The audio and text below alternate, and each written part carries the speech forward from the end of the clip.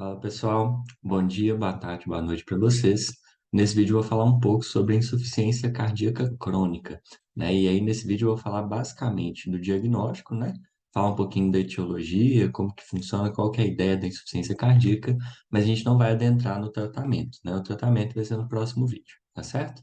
Então vamos começar aqui. Bom, a principal etiologia relacionada, então, né, à insuficiência cardíaca é basicamente relacionada a qualquer coisa, qualquer problema cardíaco que pode gerar, então, uma deficiência, uma insuficiência mesmo da capacidade do coração de bombear o sangue para o sistema, tá? Então, qualquer condição que vai afetar essa capacidade de bombeamento cardíaco vai estar relacionada, ou pode estar relacionada, então, como etiologia para a insuficiência cardíaca. Tá? Os principais fatores de risco para ela vão ser a doença arterial coronariana, né? A hipertensão arterial e a diabetes, né? Então, são fatores de risco cardiovasculares aí que a gente já está muito acostumado a falar, tá? No caso da etiologia propriamente, né, a gente pode ter também a cardiopatia reumática gerando insuficiência valvar, e essa insuficiência valvar atrapalhar o bombeamento cardíaco e, por consequência, gerar um quadro de insuficiência cardíaca, né? Lembrando que o quadro de insuficiência cardíaca ele também pode ser gerado, ele também pode estar relacionado com dificuldades do coração de fazer o seu enchimento, tá? Então, o enchimento ventricular, por exemplo, ele pode estar atrapalhado, né? Principalmente também nesses casos aí de insuficiência valvar, estenose valvar. Isso também pode gerar um quadro ali sugestivo que pode levar à insuficiência cardíaca, né? E aqui a gente está falando da insuficiência cardíaca crônica, ou seja, o indivíduo ele não está com sintomas agudos, ele está a nível ambulatorial apresentando alterações relativas à insuficiência cardíaca, né? Outra possibilidade seria a doença de Chagas. Também é uma etiologia possível e provável de gerar um tipo específico de insuficiência cardíaca, tá? A etiologia, né, em caso de comprometimento da fração de ejeção do coração, né, se eu não souber a causa dessa perda de fração de ejeção, dessa diminuição da fração de ejeção, eu vou pensar em uma miocardiopatia dilatada, tá? Então, a miocardiopatia, quando eu falo miocardiopatia ou cardiomiopatia, eu estou falando de uma condição primária cardíaca, ou seja, não é uma condição que está ligada com outros fatores que desencadearam essa condição. É, na verdade, uma patologia do tecido cardíaco propriamente, ok? E quando isso acontece, né, normalmente, então, nesse caso da miocardiopatia dilatada, a gente pode ter, por exemplo, a distrofia muscular de Duchenne, a gente pode ter a distrofia muscular de Becker e também da cintura pélvica, pode gerar esse quadro, né? Uma infecção viral prévia pode gerar esse quadro, agentes de cardiotoxicidade, então álcool, outras drogas ilícitas, né, podem gerar esse efeito de cardiotoxicidade, e o efeito de cardiotoxicidade pode gerar miocardiopatia dilatada. Problemas genéticos, né, e principalmente problemas relacionados ao citoesqueleto, né, porque na miocardiopatia dilatada, as câmaras cardíacas acabam ficando mais dilatadas e elas ficam mais dilatadas por insuficiência aí do citoesqueleto de manter, né, essa câmara coesa, né, dentro do diâmetro normal, né?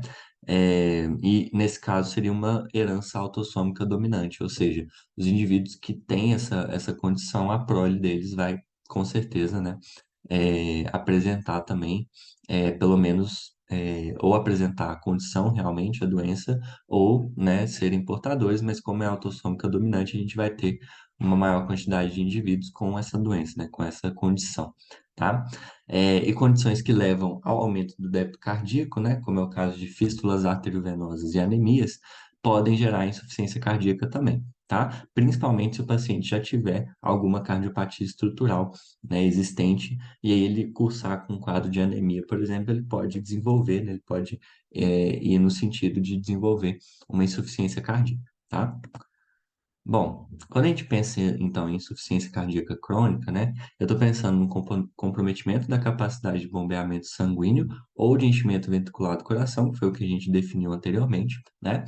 E essa condição ela gera alguns sinais e sintomas clínicos característicos. Por exemplo, sinais e sintomas clínicos, né? Dispneia, cansaço, né? Pode ser pode estar presente, principalmente quando a gente pensa em congestão pulmonar, né? E a congestão pulmonar, ela vai acontecer muito quando você tem uma insuficiência do coração esquerdo, né? Então, você acaba tendo hipertensão pulmonar que gera aumento de pressão hidrostática nos capilares pulmonares, que acaba gerando, então, o processo de congestão pulmonar e acaba por sobrecarregar o ventrículo direito, né? Então, ou seja, você tendo um quadro de insuficiência no coração esquerdo, você acaba tendo congestão pulmonar que gera insuficiência também, gera sobrecarga no coração direito, né? E aí uma coisa acaba levando a outra, né? É um quadro progressivo, tá? Então a gente encontra dispneia, cansaço são os sintomas clínicos mais comuns, né? Depois eu vou falar de outros sintomas também, mas a gente vai encontrar bastante isso. Os estertores pulmonares a gente encontra por causa da congestão pulmonar, né? Que vai ser gerada, e edema também pode ser encontrado, principalmente quando o coração direito já foi afetado. E aí você vai encontrar engurgitamento jugular, né? Você vai encontrar, né, o fluxo retrógrado, né, hepático. Então, assim, essas seriam achados aí que a gente poderia ter, por exemplo, no exame físico de um indivíduo com insuficiência cardíaca, né, que já está com comprometimento do coração direito, né, do lado direito do coração, tá? É, nesse caso, né, assim, quando a gente pensa numa perda de capacidade de bombeamento sanguíneo ou, né, propriamente de enchimento ventricular, né, o coração ele pode atender necessidades tissulares apenas com aumentos, né, de pressão de enchimento, tá? Nem sempre o aumento da pressão de enchimento vai gerar ali um restabelecimento do fluxo, um restabelecimento da fração de ejeção ou do débito cardíaco normal. Mas em alguns casos isso pode acontecer. Lembrando que esse aumento de pressão de enchimento pode sobrecarregar as câmaras também e progredir ainda mais o quadro de insuficiência cardíaca, né, que acaba se retroalimentando, né, com esse tipo de situação, mas é uma possibilidade aí que a gente vai encontrar nos pacientes, né? Essa insuficiência cardíaca, ela pode ser caracterizada, né, ela pode ser classificada de diversas formas, né? Uma das formas de a gente classificar a insuficiência cardíaca é por meio de considerar a fração de ejeção, né? O indivíduo que mantém a fração de ejeção dele normal, ou seja, acima ou igual a 50%, quando ele tem um quadro de insuficiência cardíaca, né? O cara que tem um alto débito, né? Ele vai ser então considerado como um paciente com insuficiência cardíaca com fração de ejeção preservada, tá? Então, acima ou igual a 50% de fração de ejeção, insuficiência cardíaca com fração de ejeção preservada. Lembrando que, como ele tem fração de ejeção preservada, o diagnóstico dele é um pouco mais complicado, né? Porque a gente teria que descartar literalmente tudo que poderia causar qualquer, né, desarranjo cardíaco, né, para poder pensar, né, nessa insuficiência com fração de ejeção preservada. É um pouco mais difícil, né?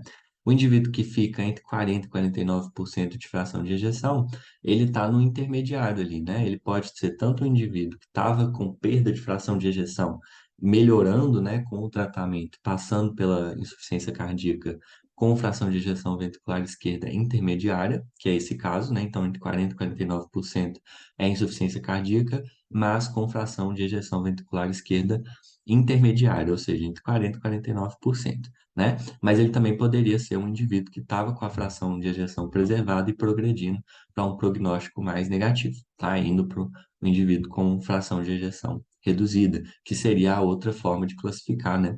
A insuficiência cardíaca, ela pode ser uma insuficiência cardíaca com fração de ejeção reduzida, que é um indivíduo com baixo débito, né? Então, com baixa quantidade de débito cardíaco, né? Baixo volume de débito cardíaco, certo? Aqui a gente pode classificar então quanto à gravidade, né? E aí a gente vai classificar quanto à gravidade por meio do NYRA, né? Que seria então a classificação funcional da New York Heart Association, né? Então, NYRA, New York Heart Association, ele vai classificar os indivíduos de acordo com a capacidade deles de fazer algum esforço físico, né? Então, o NYRA 1, né? Então, eu tenho uma ausência de sintomas durante, né, essa atividade, né? Que pode ser uma atividade extenuante, mas pode ser uma caminhada simples, tá? Então, ele tem ausência de sintomas, o indivíduo é assintomático. No NIRA 2, tem atividades físicas habituais, vão causar sintomas, mas é uma limitação leve, tá? E quando eu considero NIRA 1 e NIRA 2, eu estou pensando em pacientes que provavelmente vão ter prognósticos um pouco melhores, pacientes que têm um quadro ali um pouco menos grave. Mas, se eu considerar o NIRA 3 e o NIRA 4, né? NIRA 3 seria, então, com uma limitação importante, né? Mas ele fica confortável no repouso. E NIRA 4, uma inabilidade, né? O indivíduo não consegue realmente fazer nenhuma atividade e ele ainda tem sintomas no repouso, né? Então não melhora no repouso, esses indivíduos aí eu já estou pensando, então, né, em sintomas moderados, sintomas graves, com um prognóstico um pouco pior. A gente vai falar um pouco do prognóstico mais para frente, que ele considera muito a capacidade funcional do indivíduo.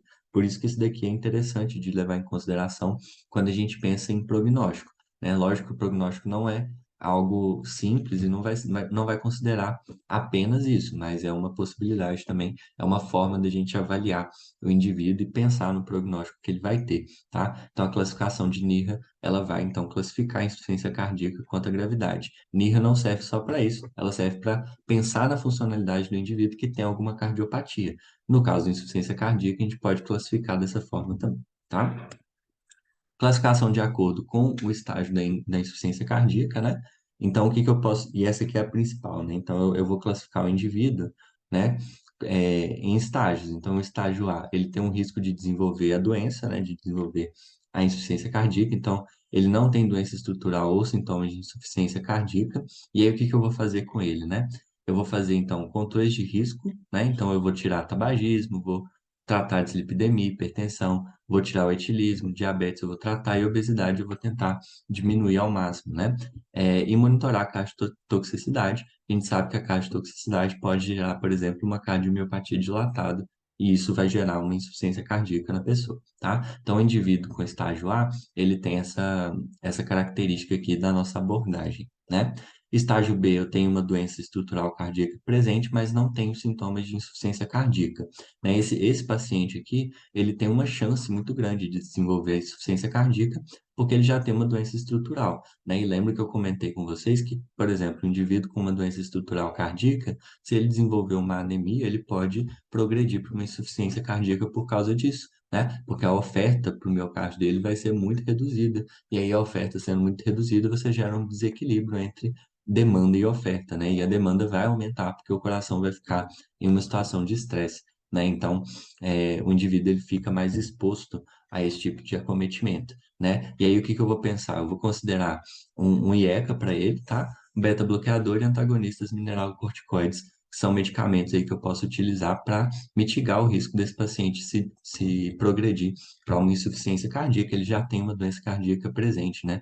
Uma doença estrutural presente, né? É, na classificação aqui, é, do estágio C, né? Então, eu tenho uma doença estrutural cardíaca presente, mas eu já tenho sintomas prévios ou atuais de insuficiência cardíaca. A diferença do B para o C é essa, né? O B não tem sintomas, nunca teve, mas o C teve ou está tendo sintomas, né, relacionados, relativos aí à insuficiência cardíaca. E aí eu vou pensar, então, no tratamento clínico otimizado, as medidas adicionais, né? É, e também considerar TRC, CDI, tratamento cirúrgico, dependendo aí do nível de funcionalidade do indivíduo, da responsividade dele ao tratamento clínico, né? Porque os indivíduos vão responder de forma diferente, né, ao tratamento clínico. Tem indivíduos que têm um comportamento refratário, né, da sua condição em relação ao tratamento clínico. Então, a gente tem que considerar esses fatores, né? Pensando na funcionalidade, pensando nos riscos que esse paciente tem de morte súbita, porque a insuficiência cardíaca tem um risco muito forte de morte súbita, né? Então a gente tem que levar isso muito em consideração, né? E pensar no manejo por equipe multidisciplinar, né? Então o paciente estágio C, ele necessita, por exemplo, de acompanhamento com fisioterapia, né, cardiovascular, que é extremamente importante para a reabilitação, para o manejo de risco e melhorar o prognóstico do paciente também, né? Então, esse paciente aqui no estágio C, ele necessita muito, né, desse acompanhamento multidisciplinar, né? Não é só a medicina que vai tratar esse paciente, os outros também, da mesma forma, né, vão ter benefícios com a multidisciplinaridade, né, com a equipe multidisciplinar, multiprofissional, mas o estágio C, ele se beneficia muito mais, assim, porque ele realmente ele já tem sintomas ou já teve, é um paciente que claramente está progredindo muito, né, para uma insuficiência cardíaca crônica e tudo mais, então a gente tem que mitigar esse risco aí dele piorar, né, dele progredir negativamente nesse estágio, né? E no estágio D, então, eu tenho propriamente a insuficiência cardíaca refratária ao tratamento clínico, né? Aí é o que eu vou tratar então com a intervenção cirúrgica, né? Então, vou fazer todas as medidas acima, porque ele é refratário, ele não respondeu a essas medidas acima, tá? Considerar transplante cardíaco e dispositivo de assistência ventricular, porque esse paciente, como ele não respondeu a nenhum método de tratamento, ou nenhum método de abordagem, né? Não necessariamente de tratamento, mas de abordagem relacionada ao quadro que ele apresenta, então ele é um indivíduo com uma insuficiência cardíaca refratária. Existe a possibilidade do transplante, né? Sinais e sintomas que a gente pode encontrar, então, nesse paciente, né? Porque a gente vai encontrar no paciente no estágio C, a gente vai encontrar no paciente no estágio D, né? Os sintomas mais específicos. Mas quais sintomas que esse paciente pode ter, então? Ele pode ter falta de ar, dispneia, né? Justamente por conta da congestão pulmonar. Ortopneia, da mesma forma, dispneia paroxística noturna também. Fadiga e cansaço, da mesma forma, né?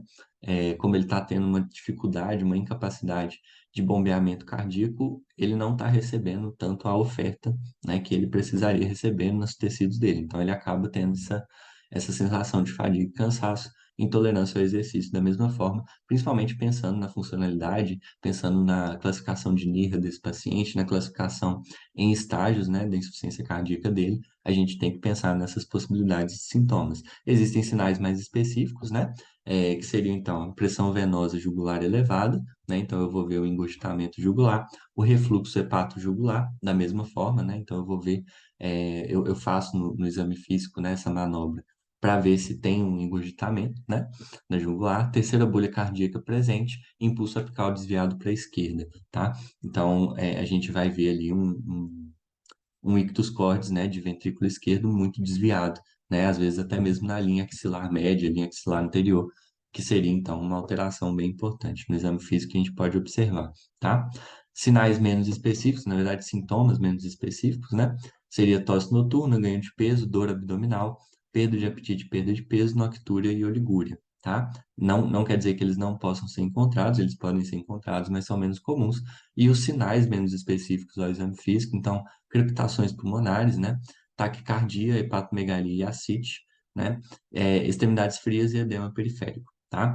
Hepatomegalia e ascite vai estar muito presente em problemas no coração direito, né? Então, se ele já tiver com um quadro assim muito mais desenvolvido, e você ainda não tiver feito nenhum tipo de exame nesse paciente, ele pode apresentar esse tipo de sinal, né? Mas é incomum porque o paciente, para chegar nesse ponto, ele já deve estar fazendo acompanhamento há mais tempo, né? Até porque, e ele não vai chegar, né? A gente espera que não chegue nesse ponto, mas se chegar, a gente pode encontrar esse tipo de coisa, né? Bom, alguns exames então que a gente pode fazer, né? Assim, além, né, de fazer uma anamnese bem feita, de colher a história clínica do paciente de forma completa, porque isso vai fazer total diferença, a gente vai pedir um ecocardiograma, tá? Ecocardiograma, ele vai ser um exame muito interessante, porque ele é um exame não invasivo, né? E além disso, ele vai avaliar para a gente a função sistólica, né, que provavelmente vai estar alterada, função diastólica, função de ventrículo direito, a espessura das paredes, né, o diâmetro das câmaras, né, o tamanho das cavidades, função valvar também a gente vai conseguir observar com esse exame, estimativa hemodinâmica não invasiva e também observar se há algum tipo de doença pericárdica, tá? Então, ele seria ali um nível de evidência, né, para fazer ecocardiograma seria da classe 1, nível de evidência C, tá? Não é, né, o top dos top que a gente pode pensar, mas é um ótimo exame para fazer diagnóstico, tá? E também para pensar em prognóstico também. Para insuficiência cardíaca, ele é interessante da mesma forma que a gente pode fazer um acompanhamento com ele, né? Mas é um exame interessante que a gente pode pedir, tá? Os biomarcadores, né, que seria o BNP e o NT-proBNP, tá? Esses biomarcadores, eles têm alguns valores de referência variáveis aqui, né? Então, existe paciente que vai procurar ajuda na emergência, esse paciente, ele teria ali um quadro, talvez ele de insuficiência cardíaca aguda, mas a gente pode dosar BNP nesse paciente, tá?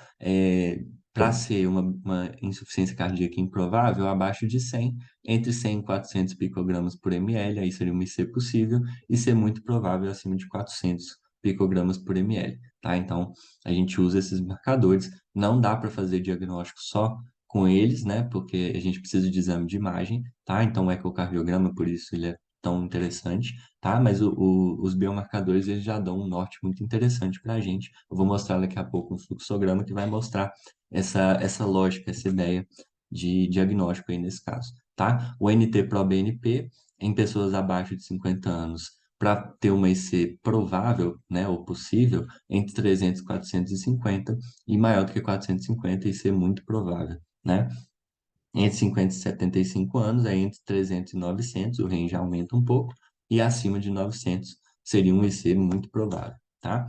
E acima de 75 anos, entre 300 e 1.800, e o muito provável acima de 1.800, tá? Então a gente aumenta esse range aí, porque a pessoa, quando fica mais velha, né, vai ficando mais velha, ela tende a ter disfunção, né, cardíaca, né, natural ali, fisiológica. Então a gente tem que ter esse range aumentado para melhorar então a nossa capacidade de observar, né, de perceber indivíduos com disfunções realmente muito graves, né?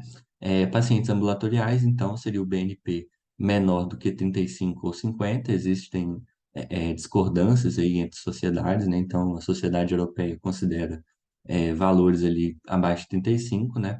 E nos Estados Unidos abaixo de 50, né? E existe uma diferenciação ali de acordo com sensibilidade, especificidade para esses dois valores, a gente vai considerar os dois para poder ter essa noção, né? Que a gente pode encontrar as duas formas de referência, tá? Então, BNP abaixo de 35 ou abaixo de 50, tá? Seria uma IC improvável. E NT-proBNP abaixo de 125, também uma IC improvável, qualquer valor acima desses valores, né? E aí, considerando, por exemplo, 50, né? Picogramas por ml, para o BNP acima de 50, você já pensa numa IC possível, né? Ou uma IC muito provável. Aí a gente vai fazer mais investigação, tá? O nível de evidência para esses biomarcadores, né? Seria então, para dosagem de peptídeos natriuréticos, quando há dúvida no diagnóstico da IC, nível de evidência A, tá? Classe 1, nível de evidência A, ou seja, a gente vai fazer, né? E também para estratificação prognóstica, para ver como que está progredindo esse quadro. Aí a gente também vai pensar, né? Porque é o nível de evidência A na classe 1, tá bom? Então, esses biomarcadores, eles são extremamente importantes, tanto para diagnóstico quanto para controle de prognóstico do paciente. Então, é muito interessante, né, a gente ter essa possibilidade, tá? Aqui o fluxograma que eu falei, né, que é o fluxograma diagnóstico. Então, eu vou fazer uma anamnese bem feita, um exame físico bem feito, completo, ECG e raio-x de tórax, né? O raio-x de tórax está aqui para a gente observar se tem algum tipo de cardiomegalia, tá? A gente vai observar alterações mesmo, né, na posição, no tamanho do coração, né? Isso tudo faz diferença. Aí eu vou ter uma suspeita de insuficiência cardíaca. Beleza, essa suspeita, ela é baixa, intermediária ou alta, né? Se ela é uma suspeita baixa, aí eu vou pensar, olha, nos peptídeos natriuréticos, ou seja, os biomarcadores, tá? BNP acima de 35 ou acima de 50, ou NT-proBNP acima de 125. A gente já vai pensar, né? Se for, né, se esses valores se apresentarem dessa forma, né, acima de 50 ou acima de 125 para o NT-proBNP, aí eu vou fazer uma avaliação estrutural, né, da fração de ejeção ventricular esquerda e função diastólica com ecocardiograma, né? Se esse ecocardiograma aparecer alterado, eu vou pensar, então, que eu tenho uma insuficiência cardíaca provável, e aí eu vou implementar o tratamento diretamente para poder começar a controlar esse paciente. Se o ecocardiograma der normal, insuficiência cardíaca improvável. Olha a importância do ecocardiograma associado aos biomarcadores. Por isso que os dois métodos aí associados, eles geram uma eficácia diagnóstica muito grande, né? Se eu tiver, então, na anamnese, né, no exame físico, eu tiver vários efeitos que me levem a pensar que eu tenho uma chance muito alta de ter realmente um paciente com insuficiência cardíaca, eu já vou direto para o ecocardiograma para realmente ter mais rapidez nesse diagnóstico, tá? Nem sempre esses peptídeos natriuréticos, né, esse exame para esses biomarcadores vai estar disponível, então você pode ir direto para o ecocardiograma. E se for, assim, tiver alterações que não tem como você questionar de IC, né, relacionados a IC, a gente já vai direto para o tratamento, tá? Então, esse seria o fluxograma diagnóstico para insuficiência cardíaca crônica, né? O prognóstico, ele é diferente, né? Assim, eu falei com vocês que ele é um prognóstico que é complexo, porque ele envolve várias esferas, vários fatores, tá? Então, o principal ponto aqui, né, do prognóstico é pensar em funcionalidade, tá? Então, o indivíduo com insuficiência cardíaca, eu vou pensar no prognóstico dele, se é um prognóstico bom, se é um prognóstico ruim, baseado na funcionalidade dele, né? Se ele tem sarcopenia, se ele é, por exemplo, um idoso frágil, ou ele é um idoso robusto. Não é necessariamente idoso, tá? Mas estou dando só o exemplo do idoso, tá? Então a gente tem que colher bem uma história clínica dele, né? Tudo, né? Classificar de acordo com o NIRA, observar essas alterações, né? Então, se ele tem a etiologia da insuficiência cardíaca, identificar esses fatores nele, múltiplas admissões relacionadas a esses quadros, né? Caquexia e sarcopenia, que vão imprimir bastante efeito na funcionalidade do indivíduo, pouca adesão ao tratamento, né? Então, de alguma condição cardíaca estrutural, depressão, diabetes, DPOC, intolerância ao tratamento e uso de inotrópico, tá? A gente vai ver a resposta desse paciente, ver como que ele está nesse momento e observar essa história clínica dele para tentar já começar a fazer a lógica na cabeça, tá? O exame físico, ver se esse paciente tem hipotensão, se ele tem taquicardia, se ele tem presença de B3, congestão persistente e perfusão inadequada. São alterações que a gente vai encontrar, né, e pode encontrar no exame físico de um paciente com IC provável, tá? O ECG com fibrilação atrial, arritmias ventriculares complexas, redução de VFC, onda T alternante, né? E o QT longo. Então, você vai observar essas alterações no ECG, ou pode observar. A gente sabe que o ECG nem sempre vai apresentar qualquer alteração, né? Em diferentes situações. Então, a gente vai observar essas questões no ECG, tá? Exames de imagem, né? Então, no caso aqui seria o ecocardiograma, principalmente. A hemodinâmica, né? Que a gente pode observar se tem algum tipo de isquemia, se tem uma doença isquêmica nesse coração. E também exames laboratoriais para ver se tem lesão de órgão-alvo, né? E principalmente, então a gente vai ver se tem hiponatremia, creatinina elevada, ureia elevada, disfunção hepática, anemia, né? Lembra da anemia lá com a doença cardíaca estrutural, levando a um quadro de insuficiência cardíaca? A gente tem que ver se o paciente tem. Então, vai fazer hemograma para ver hematócrito, para ver hemoglobina, né? Hiperuricemia também está relacionado com lesão de órgão-alvo, tá? BNP, NP, NT-proBNP, né, que vão ser muito importantes da gente dosar. As citocinas podem estar elevadas e as catecolaminas também, né? E aí, mediante todas essas avaliações aqui, a gente vai fazer, então, a avaliação funcional do paciente com o teste de caminhada de 6 minutos, né, que seria esse teste para identificar, né, a funcionalidade do indivíduo, para ver se ele tem uma funcionalidade que vai levar ele para um prognóstico ruim ou uma funcionalidade que leva ele para um prognóstico ok, não um prognóstico bom, tá? E aí a gente utiliza os scores prognósticos, mas eles não são, assim, ainda perfeitos, né? Para a gente poder colocar e estadiar esse paciente de acordo com os prognósticos aí que ele pode ter, mas o principal ponto é a avaliação funcional. Então, por isso que a equipe multidisciplinar, né, ela vai ser muito importante para manter, né, o paciente e conseguir um prognóstico mais favorável para ele, né, principalmente relacionado aí à fisioterapia. Faz muita diferença a fisioterapia cardiovascular nesse contexto, né? Então, a gente tem que sempre considerar que esse tratamento, né, desse indivíduo com insuficiência cardíaca, ele nunca vai ser só exclusivamente da medicina. A gente sabe que isso não é a realidade hoje em dia, né? E que bom que não é a realidade hoje em dia, porque tem muitos outros profissionais capacitados, né, para tratar esse paciente em vários âmbitos, né? E aí a gente consegue, né, por meio desse tratamento mais multidisciplinar, consegue um prognóstico melhor, né? Um prognóstico mais positivo, né? Exames complementares, né? Então tem a realização de hemograma, né? Então a gente tem um nível de evidência, né, dessa realização. Então eu vou realizar hemograma, eletrólitos séricos, função renal, glicemia de jejum, hemoglobina glicosada, ou hemoglobina glicada, né? Perfil lipídico, função tireoidiana e função hepática, né? Nível C, né, da classe 1 de, de evidência, então a gente vai fazer, tá? Monitorização ou monitoração laboratorial seriada de função renal e eletrólitos, tá? Ao longo do tratamento da insuficiência cardíaca, para a gente ver como que está seguindo, né, com esse paciente. O ECG de 12 derivações, RX de tórax e avaliação cinética, da cinética de ferro, né? Esse aqui, no caso, seria uma evidência ali um pouco mais baixa, tá? Mas a gente faz esses exames aqui para acompanhamento, principalmente, né?